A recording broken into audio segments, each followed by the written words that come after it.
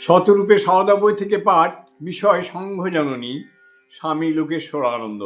পরের অংশ। কলকাতায় যখন মায়ের সঙ্গে তার প্রথম দেখা হলো, মা তখন বাগবাজারে।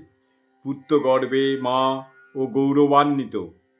বললেন, তুমি যা করেছ এমনটি আর কেউ করেনি।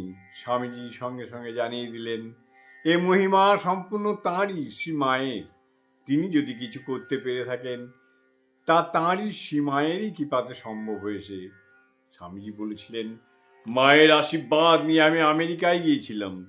দেখলাম সেখানকার মানুষ আমার বক্তৃতা শুনে মুগ্ধ হচ্ছে, আমাকে বিপুল সংবর্ধনা জানাচ্ছে। তখন বুঝলাম, মার আশীর্বাদের জোরেই এই অসম্ভব সম্ভব হচ্ছে। সীমা জানতেন যে স্বামীজির পাশ্চাত্য বিজয়ের মধ্য দিয়ে ঠাকুরের কাজই সাধিত হয়েছে। তাই তিনি স্বামীজিকে বললেন যে ঠাকুরই তাঁর ভিতর দিয়ে এসব করছেন। স্বামীজি তাঁর ঠাকুরের চিহ্নিত শিষ্য এবং সন্তান।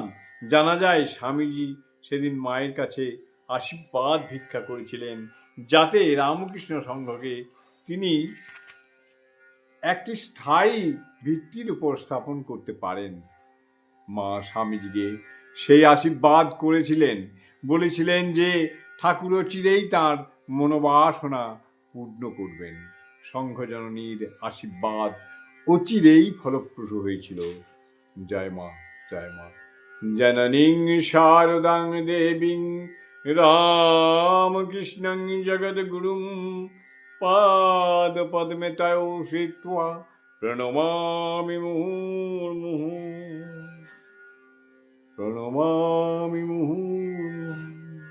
জয় মা, জয় মা, জয় মা।